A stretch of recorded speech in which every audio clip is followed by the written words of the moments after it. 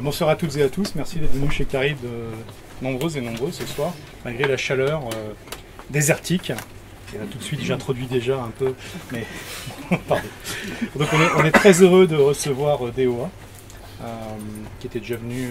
Je suis l'acteur qui est payé cette semaine. Hein. Pour une salle 101 mémorable, et qui reviendra courant octobre. On vous tiendra au courant parce qu'on en reparlera tout à l'heure, mais il y a un livre qu'on est déjà prêt à aimer, même si on ne l'a pas encore lu, qui s'appelle Puncto Segundo, qui sort. Et donc ce soir, DOA est dans un exercice donc, traditionnel chez nous, un petit peu nouveau, enfin, inédit même, inédit, qui est donc de nous présenter 7 livres qu'il affectionne tout particulièrement et de vous donner envie de les lire, en faisant de les acheter, ce qui est un peu plus sympathique. Et voilà, donc c'est à moi. C'est à toi. Bon. Bien, écoutez, bonjour à tous, enfin bonsoir plutôt. Merci d'être venus ce soir malgré la chaleur, en bravant les éléments qui vous ont amené jusqu'ici. Alors l'exercice est compliqué pour moi, hein. Je ne suis pas sûr que ça va être grandiose, donc n'hésitez pas à m'interrompre au fur et à mesure pour poser des questions si vous en avez. Et puis après, on peut discuter quand vous voulez. Je vais essayer de les faire dans un ordre un peu logique, parce que en fait je me suis aperçu après avoir fait cette sélection de livres le principe ici, c'est qu'on fait une sélection de livres, comme il y a d'autres auteurs qui sont passés avant, il ne faut pas répéter les mêmes livres, donc après il faut quand même réfléchir un petit peu à ce qu'on veut dire. Ouais, enfin bon, tu t'aperçois quand même que dans tes auteurs, il y a quand même des cohérences dans leur goût. Au bout d'un moment, on finit toujours par retomber un peu sur les mêmes, donc voilà. Alors, je vais commencer par ça. Le Silmarillion de Tolkien. Pourquoi je commence par ce livre? Parce qu'en fait, c'est pas un des plus connus, enfin il est connu par les gens qui aiment la fantasy et la science-fiction, mais c'est pas un des plus connus du grand public de Tolkien. Le plus connu aujourd'hui c'est Le Seigneur des Anneaux, parce que le cinéma est passé par là depuis. C'est pas le premier livre de Tolkien que j'ai lu, mais Tolkien est le premier auteur un peu sérieux que j'ai lu et apprécié, puisque j'ai eu la chance quand j'étais tout gamin, vraiment gamin, j'étais au CM2 quand ça a commencé, d'avoir une lectrice qui nous a fait lire le Bilbo le Hobbit. Et ça a été assez extraordinaire cette lecture de Bilbo le Hobbit au CM2. En plus moi j'habitais dans un bled à côté de Lyon, à une vingtaine ou une trentaine de kilomètres de Lyon à la campagne, donc c'était pas vraiment prévu. Et puis c'était 76, ça nous ramène. Et oui, j'ai un prénom qui est de cette année-là, cette période-là. Et donc on a lu Bilbo le Hobbit. Après, moi j'avais beaucoup aimé cette lecture et elle nous avait suggéré, puisque c'était pas vraiment un livre de l'âge, de lire Le Seigneur des Anneaux. Ce que je me suis efforcé de faire tout de suite derrière. Et à 10 ans, j'ai eu du mal. Il faut quand même bien dire ce qui est. J'ai peut-être bien mis 2 ans pour finir le livre la première fois. Mes parents m'avaient acheté cette collection magique de J'ai lu avec les 3 couvertures mauve, verte et noire du Seigneur des Anneaux. Et quand j'ai eu fini Le Seigneur des Anneaux, en fait, j'ai voulu continuer et je suis tombé sur celui-ci dans un bureau de tabac un jour, dans une vieille édition. Alors, le Silmarillion, d'abord, c'est pas un seul livre. Hein. Au départ, ce sont des fragments de l'œuvre de Tolkien, qui ont été réunis de façon posthume par son fils. En fait, c'est 3 gros fragments.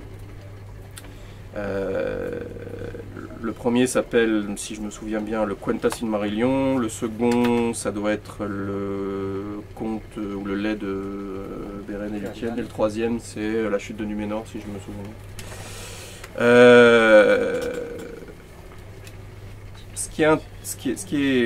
Moi, ce qui m'a toujours beaucoup impressionné chez Tolkien, c'est pour ça que c'est un auteur de chevet en ce qui me concerne, parce que bon, Seigneur des Anneaux est un livre que j'ai lu à peu près 50 fois. Il y a eu une période où je le lisais au moins une fois par an. Le Silmarillion, j'en suis à peu près à la moitié en nombre. Bilbo le Hobbit, c'est celui que j'ai le moins lu finalement. Ce qui m'a toujours impressionné, et ça m'impressionne d'autant plus aujourd'hui que je me livre à l'exercice de l'écriture, c'est que Tolkien, et c'est très apparent là-dedans, a vraiment créé, sur la base de connaissances qui étaient liées à ce qu'il enseignait et à ce qu'il avait appris, un monde extrêmement cohérent et extrêmement approfondi. pour qui c'est un jour risqué à l'écriture de choses inventées, voire même inspirées du réel, j'ai rarement vu, moi, chez des gens, quelqu'un descendre aussi profond dans les couches de connaissances préalables nécessaires à l'histoire qu'il va raconter derrière. Et la première de ces couches, elle est contenue là-dedans, parce qu'en fait, Tolkien, dans le Silmarillion, raconte la création de son monde. Et c'est assez marrant la façon dont il raconte la création de son monde. C'est très inspiré, c'était un catholique très pratiquant, Tolkien, hein, donc c'est très inspiré de la mythologie catholique et matinée de choses plus nordiques, puisqu'il a été traducteur de Beowulf, toutes ces choses-là, mais en même temps il y amène des choses assez originales, puisque dans le livre, il parle donc d'un être unique qui est à l'origine de tout, et dont la première chose, c'est qu'il matérialise en pensée des êtres qui sont issus de lui mais pas lui, à qui il assigne plus ou moins des fonctions dans une musique qu'il leur suggère de jouer. C'est-à-dire que mentalement, je résume, il leur suggère de jouer une musique, chacun a sa partition à l'intérieur de cette musique, et chaque morceau de cette musique, sans qu'ils s'en rendent compte, est en fait le mode d'emploi d'une partie de la création du monde. Et donc il y a évidemment toute une batterie d'êtres qui sont positifs, et il y en a un au milieu qui a décidé d'être le lead singer, qui savait mieux faire toutes les autres, et qui commence à introduire des partitions personnelles à l'intérieur de la musique de celui qui l'a créé. Et évidemment, à terme, cette forme de rébellion le conduit à se séparer des autres, et il devient la force négative, parce que pour tout un tas de raisons, il finit par être exclu et banni. Et cette façon de créer le monde ensuite amène progressivement la création des différentes races qu'on va retrouver ensuite dans le Seigneur des Anneaux. Et la première de ces races étant les elfes, qui sont parfaits, qui sont créés par la musique de façon parfaite. Et il y a un épisode qui est assez marrant, c'est qu'il y a un des êtres qui s'appelle, si je me souviens bien, les Valar dans le conte, qui est un peu plus pressé que les autres de voir arriver ces êtres vivants qui ne sont pas eux dans leur création, mais qui a une idée très très vague de ce que sont les elfes. Donc en fait il fabrique quelque chose d'après ses souvenirs, et il fabrique les nains, qui sont loin d'être parfaits, alors qu'ils sont plus résistants que les hommes, donc ils durent un peu plus longtemps comme les elfes, mais qui sont loin d'être parfaits. Et l'être unique, au lieu de le punir, décide que puisque les elfes sont les premiers qui doivent arriver, les premiers nés dans la création, il va endormir les nains jusqu'à ce que les autres soient arrivés, et après seulement il les réveillera pour qu'ils sortent de la terre. Et ce qui explique que, après, dans le monde de Tolkien, il y a une rivalité qui naît à ce moment-là entre les elfes et les nains. Enfin bon, je trouve ça assez marrant la façon dont... Donc voilà, le Silmarillion, si vous avez envie de vous plonger dans un travail un peu transversal de Tolkien, c'est pas mal. Faut se concentrer, c'est une lecture qui réclame un peu de concentration parce qu'il y a beaucoup de noms, beaucoup de termes, puis en plus Tolkien inventant des langues, il faut se les faire. Et moi je pense que c'est vraiment, je dois à cet auteur d'avoir commencé à apprécier la lecture en fait, très jeune, hein, même si je me suis beaucoup battu avec ses textes pour arriver au bout. Alors ensuite, on va faire un saut du coq à l'âne avec T. Lawrence. Alors ce soir on va pas faire que de la littérature, on va faire aussi du perso, hein, du vrai, de l'historique. Alors ils peuvent sembler, a priori, ces deux gars un peu éloignés l'un de l'autre, mais en fait ils ne le sont pas tant que ça parce qu'ils sont nés à 4 ans d'écart. Tolkien en 1892 et Lawrence en 88, je pense, si je me souviens bien. Et ils ont participé tous les deux de façon très très différente, enfin en le vivant pas du tout de la même manière, à la Première Guerre mondiale. Lui, il n'a pas du tout aimé. Et lui, on a fait l'aventure de sa vie. Même s'il en est sorti un peu amer, mais c'est pas la guerre en elle-même qui, je pense, l'a traumatisé, c'est plus la trahison de son pays, parce qu'il s'était vraiment pris d'amitié pour la cause arabe. Et quand il a quitté le service de l'armée et qu'il est rentré au service diplomatique derrière, il le faisait avec beaucoup d'amertume. Il avait d'ailleurs était à la limite de la trahison, puisqu'il avait révélé les contours des accords Sykes-Picot, dont vous avez sans doute entendu parler, aux Arabes en fait, à Faisal. Accord Sykes-Picot qui faisait de la Syrie, d'une grande partie de la Syrie, une colonie française. La Syrie étant ce pays magique où en ce moment tout le monde a décidé que c'était bien de se montrer qui avait la plus longue, la plus grosse, le plus gros avion, etc. et pour nous précipiter tout doucement vers un troisième conflit très larvé. Moi je vois toujours d'un très très mauvais œil quand on commence à avoir beaucoup de porte-avions et beaucoup d'avions de puissance qui ne s'aiment pas dans la même zone, même s'ils sont officiellement alliés. Et donc en ce moment. Donc les 7 piliers de la sagesse, c'est le compte-rendu de 2 ans de la guerre. Hein. C'est pas toute la guerre, et c'est pas toute la guerre dans la péninsule arabique. C'est de 2 ans de la guerre, de la Première Guerre mondiale, du point de vue de cette partie du monde, vécue par Laurence. Alors, on y apprend beaucoup de choses sur l'homme. On va déjà dissiper une première fausse vérité. Les 7 piliers de la sagesse ne font pas référence aux 5 piliers de l'islam. C'est une référence biblique au livre des poésies, qui est expliqué à un moment dans le livre, qui parle justement de la vertu de la sagesse, dont la maison a été construite sur 7 piliers. Donc c'est pour ça les 7 piliers de la sagesse. Et bon, moi le rapport que j'ai eu avec ce livre, il a été assez tardif.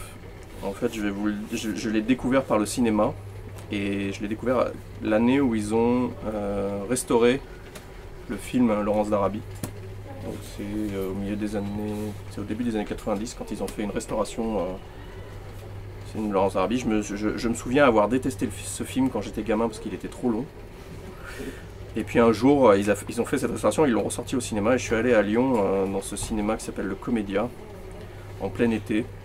C'était l'année, c'était dans les mois qui précédaient mon départ à l'armée, et j'ai vu ce film tout seul dans la salle en fait.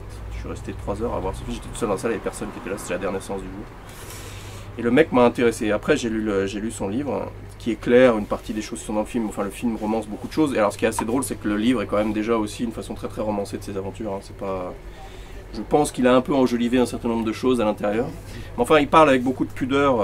Alors, il parle évidemment de la guerre de guérilla, de ça. Il parle aussi de ce qui était plus délicat. Enfin, il suggère aussi de ce qui était plus délicat de son homosexualité, du fait que c'était un enfant illégitime. Enfin, toutes ces choses transparaissent beaucoup dans le livre. Et surtout de certains auteurs, là, il y en a 2 autres qui ont fait la guerre derrière.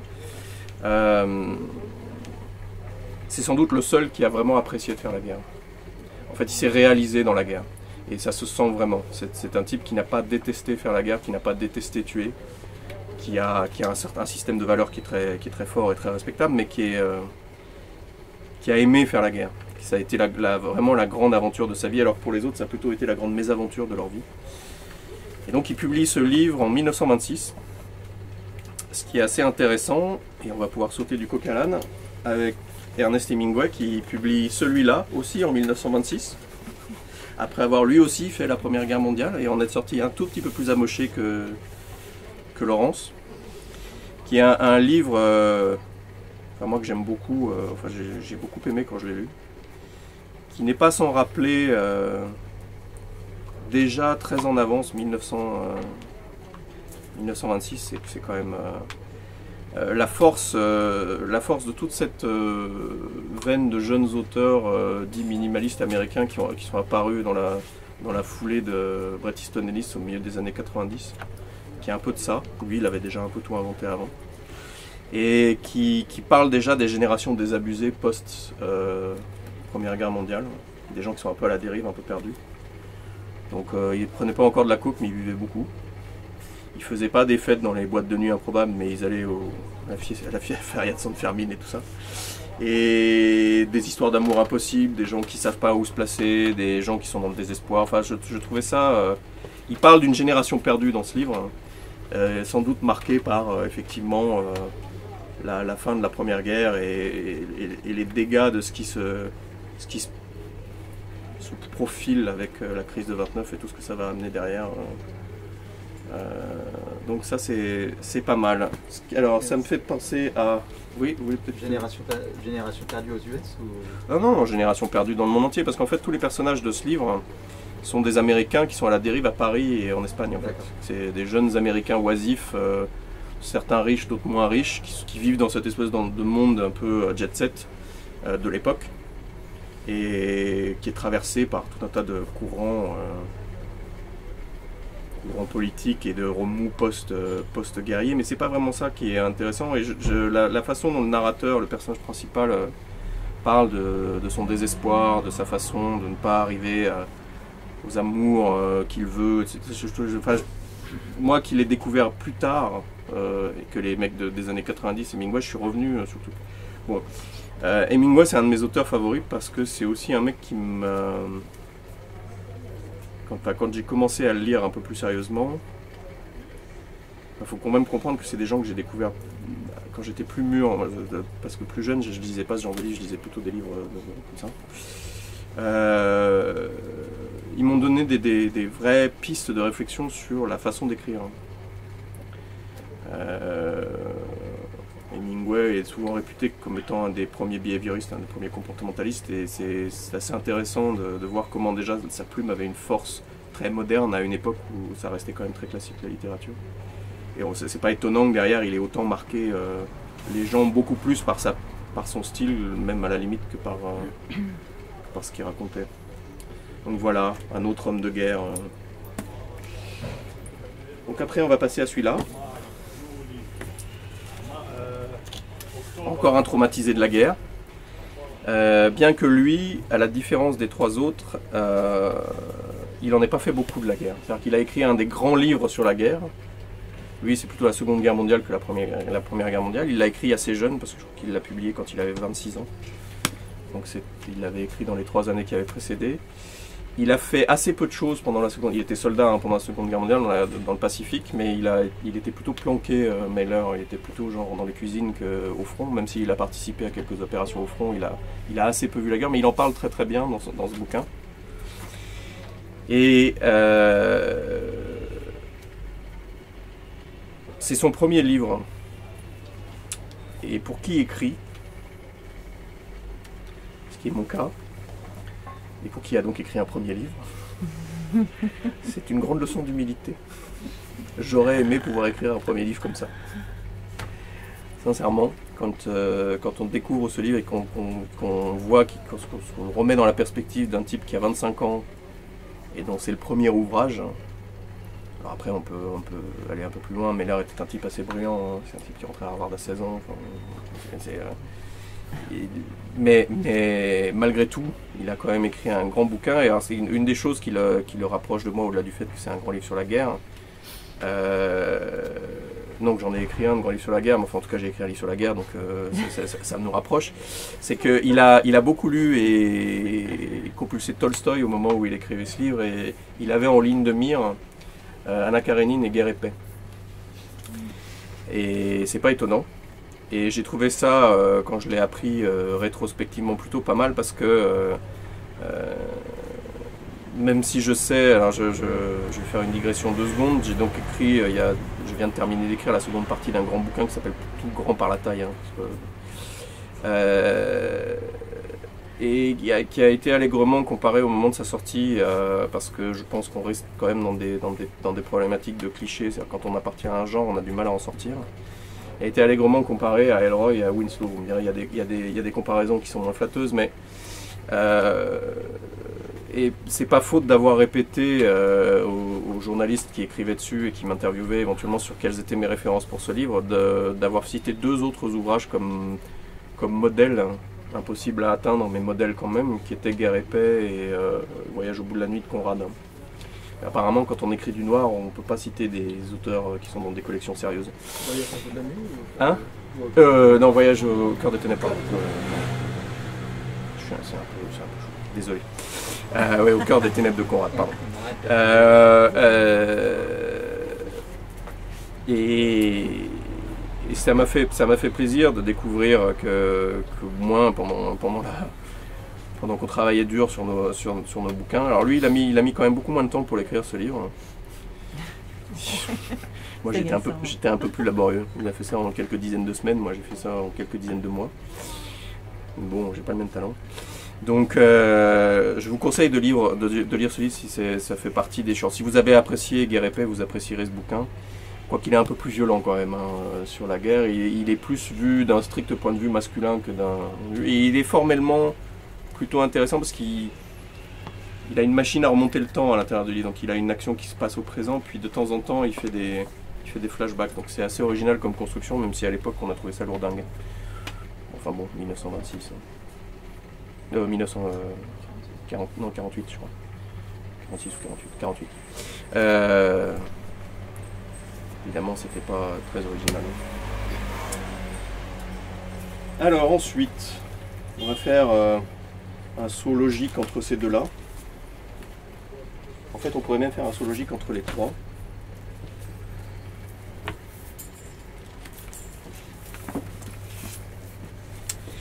Mailer, il a été à l'origine d'un courant littéraire aux États-Unis, avec d'autres gens dans sa veine comme Truman Capote, Tom Wolfe et... Ça a été un des précurseurs de ce qu'on appelle le narrative non-fiction, c'est la littérature du réel. Et un des artisans de cette littérature du réel, qui a été soldat aussi, mais qui était apparemment trop chiant, et donc ils l'ont foutu dehors au bout d'un moment, qui lui a donné une dimension un peu supplémentaire. C'est un autre auteur américain qui s'appelle Hunter S. Thompson. Et Hells Angels, donc comme le nom l'indique, enfin le titre l'indique, c'est un livre sur les Hells Angels. C'est son premier bouquin, son premier livre de narrative non-fiction. Hunter S. Thompson étant, bon, je vais pas faire trop longtemps de la page Wikipédia, mais étant réputé être l'inventeur d'un style de journalisme qui s'appelle le gonzo journalisme, qui battait en brèche les normes du métier à l'époque, c'est un journalisme à la première personne qui prend clairement parti et qui est clairement pas objectif dans sa façon de traiter les sujets. Et le premier livre de gonzo journalisme, c'est celui-ci, qui parle des Hells Angels. Et pourquoi on pourrait faire un lien donc, entre ces trois. Donc, ça c'est pour le narrative non-fiction entre Thompson et entre ces deux-là, c'est parce que Hells Angels c'est un livre sur les motards et Lawrence d'Arabie il est mort sur une moto. Bêtement. En évitant un gamin dans une route.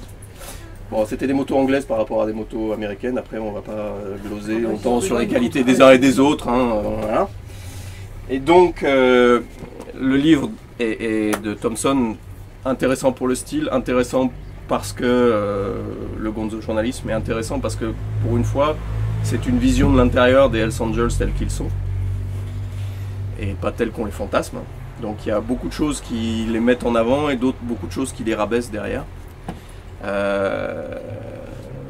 Et il parle il fait pas tellement un livre historique puisqu'il est en immersion, embedded comme disent les journalistes modernes aujourd'hui, avec je crois des groupes qui sont à Oakland en Californie si je me souviens bien du livre.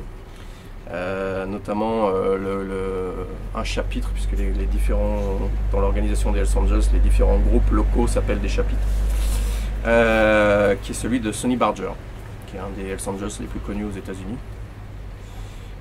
Et il fait quasiment une année avec eux, en les suivant partout, en vivant avec eux, et ça se finit assez mal d'ailleurs cette année, parce qu'après il se fait tabasser à la fin de l'année.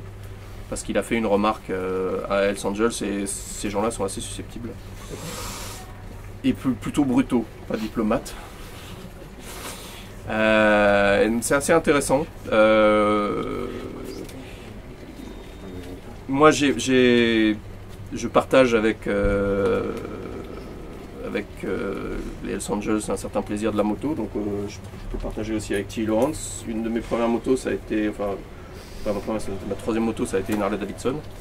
J'ai eu participé à des réunions de Hells Angels, pas parce que j'avais envie de venir avec eux, mais parce que je trouvais que c'était assez typique. C'est assez folklorique, les réunions de Hells Angels. Je me souviens d'ailleurs, à la grande époque de Canal, je sais pas si vous vous souvenez de cette émission qui s'appelait 24 heures, qui passait le samedi entre midi et 2. Et à l'époque, les Hells Angels de France organisaient un festival en Auvergne, dans un bled qui s'appelait Quinriat, qui était vraiment un tout petit bled où l'hiver il devait y avoir péniblement 60 personnes qui se battaient en duel. Il y avait une gendarmerie à Quinriat. Et l'été, tous les étés, les Hells Angels organisaient la plus grande concentration de Harley Davidson à cet endroit-là, dans le camping. Alors c'était assez drôle parce que d'abord il n'y avait qu'une seule rue à Quinriat, donc les trois pauvres cafés qui de l'année ne devaient pas bouger étaient là, plein de gens qui regardaient les mecs passer tous les chapitres des Hells Angels qui arrivaient les uns derrière les autres. En général la roue avant arrivait 10 minutes avant le reste de la moto parce que c'est ça. Et surtout les gendarmes restaient enfermés pendant tout le week-end dans leur gendarmerie, ils ne sortaient pas. Mais bon, c'était les Hells Angels qui faisaient la sécurité de leur propre concentration, donc en général les autres clubs ne faisaient pas trop chier. Et alors, à l'occasion de cette émission 24 heures, c'est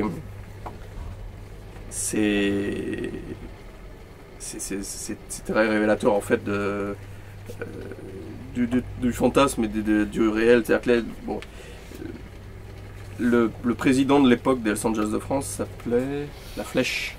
C'était son surnom, La Flèche.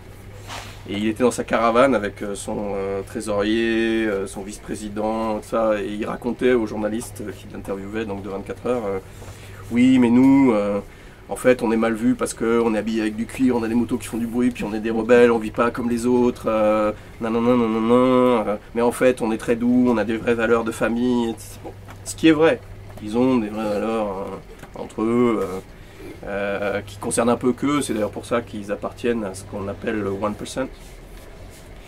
Le 1% étant le 1%, c'est-à-dire que selon la nomenclature américaine, il y a 99% des motards qui font jamais chier personne, mais il y en a 1% qui font toujours chier tout le monde. Et les clubs de moto, de Harley, soit les Hells, les Outlaws, les Bandidos, ces choses comme ça, font partie du 1% et se considèrent comme étant supérieurs parce qu'ils font justement partie du 1%. Et donc c'est vrai que le 1% a des valeurs qui sont un peu à la limite parfois de l'anarchie. C'est des criminels aussi. Et donc genre je crois que c'était 72 heures après la diffusion du 24 heures, La Flèche, le vice-président, le trésorier, le secrétaire général, les femmes avaient été arrêtées pour prostitution, proxénétisme, trafic de drogue, trafic d'armes, raquettes, j'en passais des biens, mais c'était des gens très... Et donc Thompson, qui a passé un an avec eux, prend quand même vraiment leur point de vue, c'est-à-dire qu'on sent qu'il y a une vraie sympathie. Il a d'ailleurs gardé certaines amitiés avec des mecs qu'il avait suivis pendant un an, parce que c'est pas des mecs du chapitre qu'il a suivis pendant un an qui l'ont tabassé à la fin, c'est des mecs d'un autre chapitre. Donc il a gardé des relations avec eux. Enfin, on sent que c'est quand même des relations amicales un peu viriles, quoi. Parce que des fois, de temps en temps, il le menace quand ils viennent chez lui. Enfin bon. Hein. Puis bon, il parle quand même d'un viol à l'intérieur ce qui avait fait un peu scandale à l'époque quand le livre était sorti. Mais on sent quand même qu'il y a une vraie sympathie pour ces mecs qui sont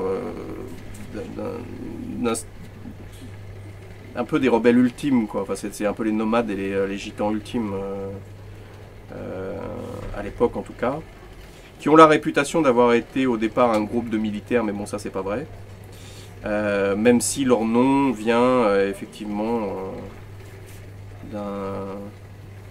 d'une escadrille, il y avait une escadrille générale de pilotes volontaires américains dans la guerre en Birmanie et en Chine, et il y avait une des escadres, une des flottilles de cette escadrille qui s'appelait les Hells Angels, et leur nom vient de là en fait. Parce qu'il y avait un des mecs parmi les fondateurs du club qui était un ancien pilote. Et c'est un mouvement qui est principalement californien à la base. Hein. Après ils ont essaimé un peu partout, mais c'est des Californiens à la base. Voilà, donc Hells Angels, à lire pour La Plume de Thompson, que d'autres auront sans doute vu dans Fear and Loathing in Las Vegas sur ses expériences avec la drogue, ça c'est marrant aussi. Et pour les Hells Angels.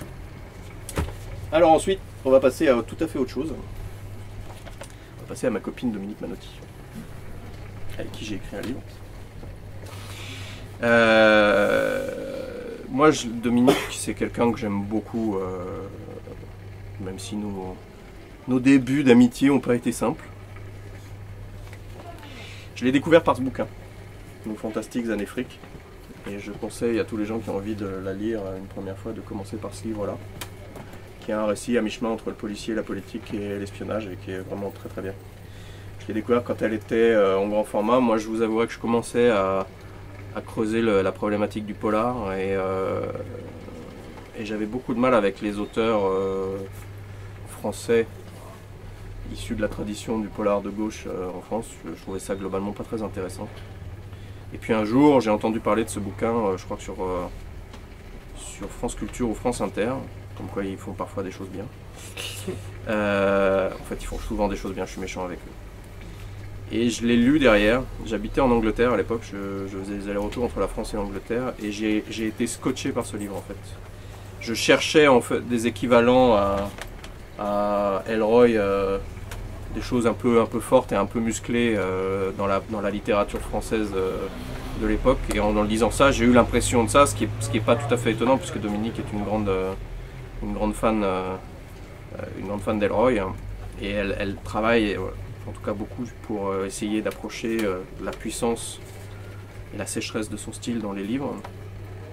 Alors, Dominique est aussi une anti-mitterrandienne forcenée, et ce livre est un plaidoyer anti-Mitterrand.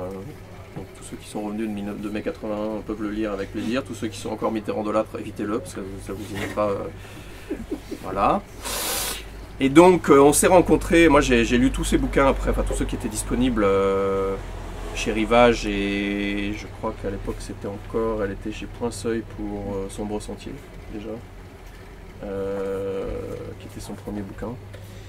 Je les ai tous avalés avec beaucoup de plaisir, et un jour, lorsque j'ai fait mon premier festival en tant qu'auteur de polar, qui était Quai du Polar à Lyon, je me suis présenté à elle en tant que collègue pour lui parler de ses livres et dire que j'avais adoré ses livres. Même pas elle m'a calculé, parce qu'à l'époque j'avais écrit que deux bouquins qui étaient Les Fous d'Avril et La Ligne de Sang, qui avaient tous les deux des éléments fantastiques, et elle déteste le fantastique. Même pas elle m'a calculé, elle m'a jamais pas aidé, tu vois.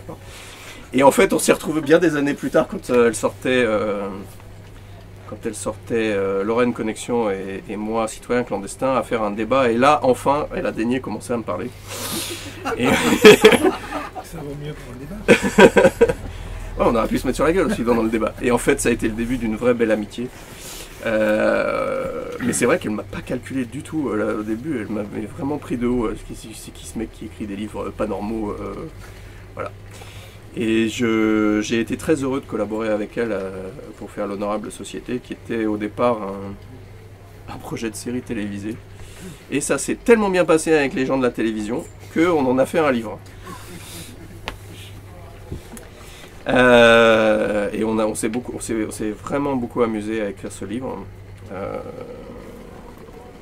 qui nous a appris beaucoup de choses l'un sur l'autre, et aussi qui, moi, je dois avouer, dans la progression que j'ai de mon écriture, quoi qu'on en pense aujourd'hui, j'ai écrit un premier bouquin qui était très très maladroit, qui s'appelle Les Fous d'Avril, qui était au départ un scénario que j'avais écrit pour une BD, que j'avais laissé traîner, qui est une BD qui aurait dû être faite d'ailleurs par le gars qui a fait la couverture, qui s'appelle David Sala, qui est un auteur qui a ensuite adapté Evangelisti en BD, qui est un copain de Lyon, qui maintenant fait des livres pour enfants chez Casterman.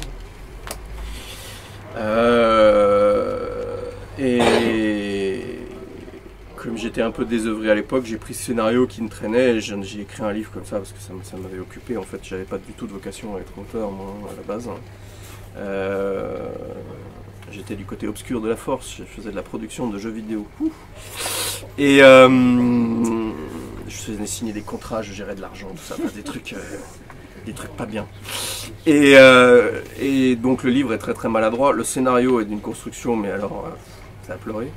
Enfin aujourd'hui je trouve ça a pleuré. Et le texte a quelques passages qui sont pas trop mal, enfin bon, ça c'est quand même pas terrible, hein.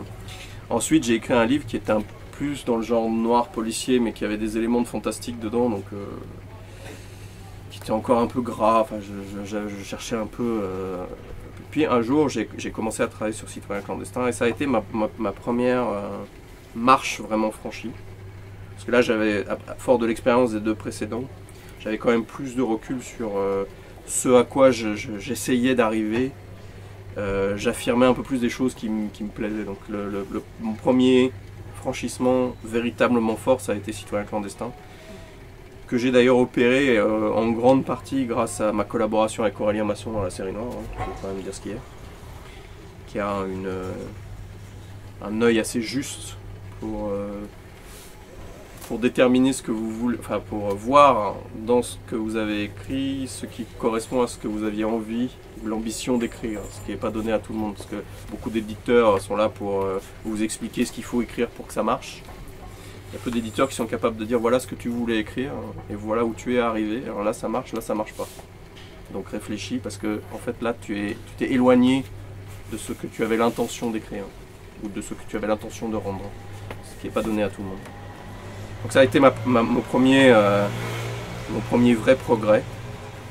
Et quand j'ai écrit L'Honorable Société avec Dominique, ça a été le deuxième grand tournant dans ma progression littéraire. C'est que au moment où on s'est posé la question de savoir comment on allait écrire à quatre mains, c'est-à-dire qu'après, avant c'était facile, on faisait un plan, on disait ah tiens on va mettre ça, puis on va mettre ça, on va mettre ce personnage là, ça va être super, puis il y aura une scène comme ça sera génial, puis après il faut les écrire les trucs. Hein. Puis il faut se partager le travail, puis il faut avoir confiance dans l'autre aussi. Et c'était pas gagné parce que moi jusque là j'avais écrit passé simple imparfait, temps de narration plus classique, et elle écrivait qu'au présent. Et elle voulait pas passer au passé simple imparfait, en fait elle se sentait pas de le faire. Donc moi j'ai accepté de passer au présent, ce qui était une façon de faire, j'étais pas sûr d'y arriver correctement, hein, mais ça m'intéressait en tout cas d'essayer. Puis je me disais que guidé par elle, ça serait pas mal. Et en fait le présent m'a fait franchir un vrai cap. Et du coup, Pouctou est un livre qui a été rédigé au présent à cause de ça. Et je pense que c'est, au fond, j'ai beaucoup d'influence en ce sens que j'ai beaucoup d'auteurs que j'admire, qui sont des espèces d'horizons inatteignables, et tant mieux d'ailleurs qu'ils restent loin, ça me laisse la marge de progression. Si on ne progresse plus, après, ça ne sert à rien de continuer. Mais l'auteur qui a eu le plus d'impact sur ma littérature, c'est sans doute elle, à cause de cette petite décision de me faire passer au présent dans l'Honorable Société. Donc c'est sans doute elle qui a eu le plus d'influence. Donc je vous conseille de lire le Fantastiques en Afrique et après évidemment tout le reste. Et je vais terminer par ça. Les Noirs et les Rouges, un livre, un garçon qui s'appelle Alberto Garlini, donc vous pouvez vous dispenser des autres livres. Hein. Personnellement, je ne les ai vraiment pas trouvés terribles. Mais celui-ci, que j'ai lu quand j'étais en train de rédiger Pouctou, ce qui est quand même un exploit. Parce que, en général, quand je suis... Alors, moi, depuis quelques années, j'ai un durcissement dans ma capacité à apprécier la prose des autres. J'imagine que ça vient du fait que j'ai tendance à, malgré moi, voir ou rechercher les coutures dans la façon dont les autres écrivent. Hein. Et que, comme je suis sans cesse en train de m'interroger sur le style, la façon dont on rencontre des choses, dont on les construit, dont on amène les personnages, je dois avouer que j'ai de plus en plus de mal à apprécier la prose littéraire des autres, la fiction. Et c'est un vrai problème en particulier dans la période où je suis en train d'écrire des livres. C'est-à-dire que, je ne sais pas si vous êtes comme moi, mais moi pour qu'un livre il me plaise, il faut qu'à aucun moment je me dise « Ah tiens, il n'aurait pas dû faire ça comme ça ». En fait, il ne faut pas que je me pose des questions sur l'auteur, il faut que je me sorte le plus vite possible du mot, de la phrase, des trucs, pour ne me concentrer que sur ce qu'on me raconte. Et un auteur qui n'arrive pas à faire ça, en général, je le jette à la poubelle assez vite. C'est-à-dire que je ne finis plus les livres, parce qu'il y en a tellement à lire, de toute façon qu'il n'y a pas assez de temps pour lire tous les livres. Et celui-ci m'a accompagné pendant tout l'été où j'ai terminé de rédiger Pouctou Primo. Et il n'y a pas un moment où je me suis interrogé sur ça. J'ai trouvé que d'abord le principe de base de ce livre me plaisait beaucoup. C'est un livre sur les années de plomb italien, donc ça c'est quelque chose qu'on a déjà vu beaucoup dans d'autres romans, mais pour la première fois c'est un livre qui est vu du point de vue des fascistes. Oui. C'est pour ça qu'il s'appelle Les Noirs et les Rouges. Les gentils sont les fascistes, gentils entre guillemets, parce qu'évidemment il n'est pas complaisant avec eux, mais il se place de leur point de vue à eux, et il retrace toute cette histoire-là de l'autre côté. Et il le fait avec une vraie plume romanesque. Et pourquoi je parle de ce livre? Parce que quand il est sorti, je crois que c'est en 2013, Nathalie, c'est ça, il est sorti en 2013? Ouais, 2013 ou 2014, il est passé totalement sous le radar de tout le monde. Ils ont fait un four avec. Et c'est un vrai grand livre. Et en plus, moi ce que j'aime bien, c'est que c'est un vrai gros livre aussi. Ce qui fait,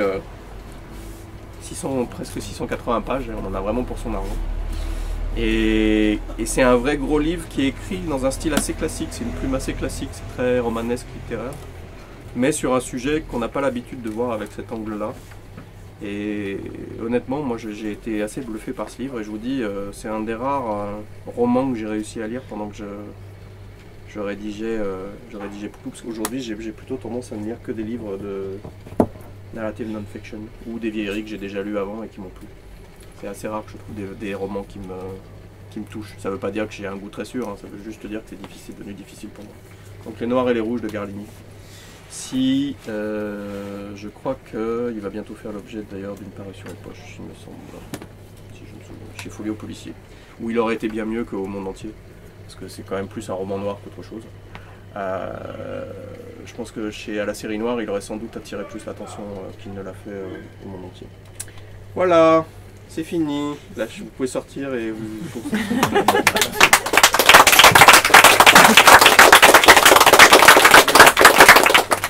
Je dirais un tout petit mot, c'est que bon, sur ce socle un peu étonnant du Silmarillion, effectivement, tu nous as quand même construit quelque chose d'assez étonnant en termes de guerre politique et humain, en fait. Je crois que c'est quand même ce qu'on retrouve quand même beaucoup, et c'est pas par hasard, j'imagine, tout ça dans ce que tu écris. Donc, j'imagine que tous ou toutes, quasiment ici, vous connaissez déjà DOA, vous avez tous lu. Alors, si c'est pas le cas, vous ne pouvez pas repartir sans plusieurs DOA. La ligne de sang, donc, que tu as eu tendance à minorer un peu, mais qui est quand même un extraordinaire polar, effectivement avec des éléments fantastiques, c'est vrai. Je vous raconte quelque chose à propos de la... Je vais vous raconter une anecdote à propos de la... Mais sans spoiler. La ligne de sang, une anecdote sans spoiler. Le livre est sorti au Fleuve Noir. Pour diverses raisons, il a mis un peu de temps à sortir en poche chez Folio Policier, mais quand il a été racheté par Folio et l'éditeur de l'époque, on avait convenu tous les deux qu'il y avait beaucoup de gras dans le livre et qu'il y avait besoin de faire sauter des choses. Donc en fait, la version Folio Policier, c'est une version déjà expurgée de 70 pages du grand format. 70 pages de moins. Et en gros, ça ne manque pas. Donc c'est qu'elles étaient vraiment en trop. Mais ces 70 pages, elles ont été choisies par l'éditeur de l'époque, parce que quand il m'a dit ouais, mais vas-y, plonge-toi dedans et vois ce que tu veux éventuellement éliminer, si tu as des problèmes, je le ferai, je t'aiderai à voir les endroits. En fait, j'ai commencé à réécrire le livre. Bah oui. Et j'étais parti pour le réécrire complètement. Donc au bout d'un moment, j'ai arrêté, j'ai dit écoute, tu choisis les passages à éliminer, parce que moi je suis absolument pas capable de le faire, je vais tout refaire. Je venais de terminer l'écriture de Citoyen clandestin et il y a déjà un saut quantique entre les deux. Au niveau sécheresse, même si Citoyen a encore des moments de gras, il y a déjà un saut quantique énorme entre les deux au niveau sécheresse. J'ai éliminé une grande partie de cette forme interrogative dont j'abusais dans mes deux premiers bouquins, qui moi personnellement me déplaît. Maintenant j'essaie d'éliminer, je crois qu'il ne reste plus que 2 questions dans l'ensemble de Pictou. Je suis très fier de ne plus que 2 questions.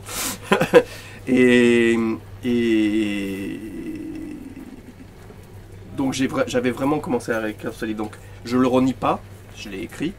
Il est possible que je fasse revenir certains des personnages de ce bouquin un jour. J'ai une ou 2 idées en tête pour les faire revenir si j'arrive à éliminer tous les autres bouquins que je veux faire avant. Mais c'est vrai qu'il y a clairement 2 parties dans ce livre. Une première moitié qui mériterait d'être un peu réduite encore, une seconde moitié qui narrativement fonctionne à peu près bien, mais le livre pourrait être un peu plus compressé, quoi. Voilà. C'est tout à ton honneur, mais enfin bon, en tout cas moi en tant que lecteur, c'est un livre absolument passionnant. Moi aussi.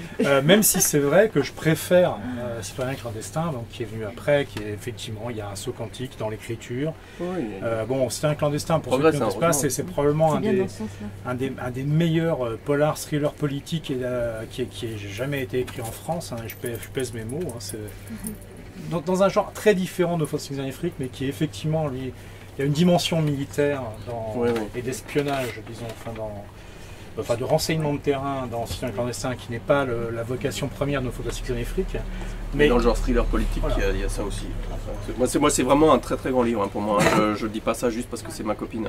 J'ai été vraiment bluffé par ce livre quand je l'ai découvert l'année où je l'ai sorti. Alors Lorraine Connexion est magnifique aussi, moi, je trouve. Donc voilà, Citoyen clandestin, Le Serpent aux 1000 coupures, qui est très différent. Alors, comme l'indiquait DOA, il y a aussi un jeu de voir des personnages réapparaître.